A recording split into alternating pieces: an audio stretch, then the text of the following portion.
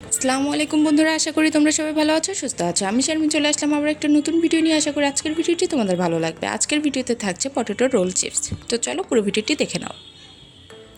তো প্রথমে এখানে একটা আলু নিয়ে নিলাম। আলুটার খোসাটা খুব ভালোভাবে ছাড়িয়ে নিচ্ছি। তারপরে লম্বালম্বি করে খুব পাতলা করে কেটে নিতে হবে। যে যতটা পারো পাতলা করে কেটে নেওয়ার চেষ্টা করবে, তবে খুব বেশি পাতলা করার প্রয়োজন নেই, হালকা একটু মোটা রেখে কেটে নিলে হবে। তো দেখতে পাচ্ছ আমি ঠিক কীভাবে কেটে নিচ্ছি, ঠিক একইভাবে কিন্তু আমি আরও একটা ছোটো আলু কেটে নিচ্ছি।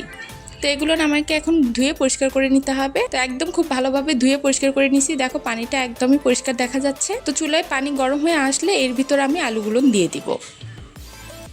আলুগুলো দিয়ে আমার খুব বেশি রাখার প্রয়োজন নেই। এখানে আমি 2 থেকে 3 মিনিট রেখে দিছি, তারপরে কিন্তু আলুগুলো উঠায় নিছি। আর বোঝার সুবিধার্থে তোমরা চাইলে এখান থেকে একটা আলু উঠায় নিয়ে রোল আকারে করে দেখতে পারো। যদি রোল শেপটা চলে আসে তাহলে বোঝা যাবে যে না, আলুটা পারফেক্ট হয়ে গেছে। তবে আলুটা কিন্তু একেবারে সিদ্ধ করা যাবে না। তো দেখো একটা উঠায় আমি রোল আকারে করে দেখালাম তোমাদেরকে। আলুটা কিন্তু আমার একদমই হয়ে গেছে। তবে কাঁচা অবস্থায় কিন্তু রোল করা যাবে না, তাহলে কিন্তু আলুটা ভেঙে যাবে। তার জন্য হালকা করে হলেও সিদ্ধ করে নিতে হবে। তারপর সম্পূর্ণ আলুগুলো উঠায় কিন্তু ঠান্ডা পানিতে দিতে হবে। তারপরে ঠান্ডা পানিতে 2-3 মিনিট রাখার পরে ঠান্ডা পানি থেকে উঠায় একটা কাপড়ের উপর বিছায় নিতে হবে। তো দেখতে পাচ্ছ একটা কাপড়ের উপর আমি সুন্দরভাবে বিছাই দিচ্ছি। এতে করে আলুর যে অতিরিক্ত পানিগুলো আছে সেগুলো ঝরে যাওয়ার জন্য আমি একটা কাপড়ের উপর দিয়ে দিলাম। তারপরে কিন্তু উপর থেকেও একটা কাপড় ফেলাই দিব, দিয়ে হাত দিয়ে একটু চেপে চেপে নিব। এতে করে দুপাশ থেকে আলুর কিন্তু পানিগুলো উঠে আসবে।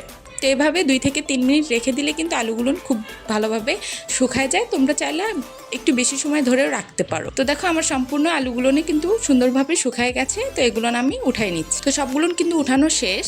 এরপর আমি নিয়ে নিব কিছুটা কাঠি। এখানে কিছুটা কাঠির প্রয়োজন আছে। এখানে আমি নারকেল কাঠি নিয়ে নিছি। তোমরা চাইলে কিন্তু টুথপিক যেগুলো আছে সেগুলো নিয়ে নিতে পারো। তো দেখো খুব ভালোভাবে এখান থেকে একটা আলুর পিস নিয়ে নিলাম, নিয়ে আমি খুব ভালোভাবে রোল করে নিলাম। তো দেখতে পাচ্ছ রোলটা করে নিলাম। নেওয়ার পরে এখানে একটা কাঠি আমি ভিতর দিয়ে দিব। তো দেখতে পাচ্ছ খুব সুন্দরভাবে কিন্তু ভেতর দিয়ে দিলাম। আর কোনোভাবে কিন্তু খুলে যাচ্ছে না। আলুর যে রোলটা করে নিছি এটা কিন্তু খুলে যাচ্ছে না, এটা ঠিক একইভাবে থেকে যায়।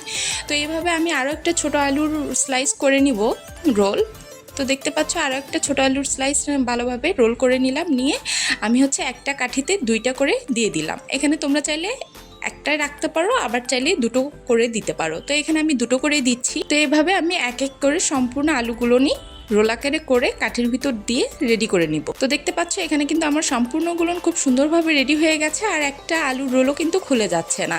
তারপরে কড়াইতে দিয়ে দেবো তেল। তেলটা গরম হয়ে আসলে এর ভিতর আমি রেডি করে রাখা আলুর রোলগুলো দিয়ে দিব। তো দেখো আলুর রোলগুলো দিয়ে দিলাম। চুলার আঁচটা কিন্তু মিডিয়াম রাখতে হবে, একদমই আঁচ কমায় না দিলেও চলবে। আর আঁচটা বাড়াই দিলে আলুগুলো শুধু কিন্তু পোড়া যাবে, খুব একটা ভালো হবে না।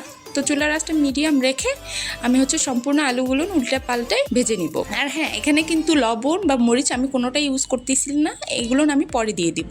তো দেখো হালকা করে আলুটা যখন একটু বাদামি কালার চলে আসবে তখনই কিন্তু আমি আলুগুলো উঠাই নিব।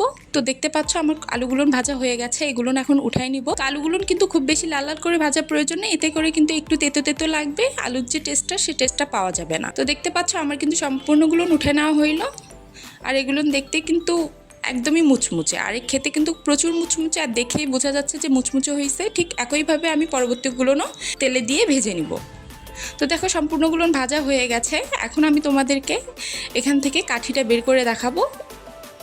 তো দেখো কাঠিটা যদি একটু ঘোরানো যায় তাহলে কিন্তু সুন্দরভাবে খুলে আসবে।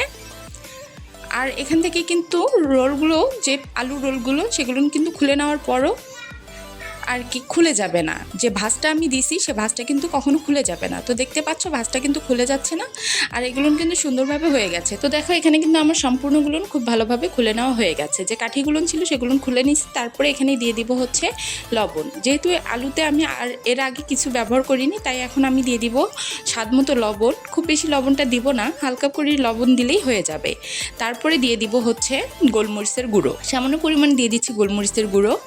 আর ধনে গুঁড়ো। তো দেখো এখানে ধনে গুঁড়োটা দিয়ে দিচ্ছি, দিয়ে খুব ভালোভাবে একটু উল্টে পাল্টে মিশাই নিচ্ছি। এতে করে কিন্তু চিপসের যে টেস্টটা এটা অন্যরকম চলে আসে। তো একটা ভেঙে দেখাচ্ছি, দেখো খুব মুড়মুড়ে একদম ভেঙে যায়। আর 2টা নিয়ে আমি তোমাদেরকে শব্দ শোনাচ্ছি, এতে করে বুঝতে পারবে যে কতটা মুচমুচে। তো তো আমার সম্পূর্ণগুলো রেডি হয়ে গেছে। তো ভিডিওটি ভালো লাগলে অবশ্যই like comment share and subscribe করে দিও। তো তোমরা সবাই ভালো থাকো, সুস্থ থাকো, আল্লাহ হাফেজ।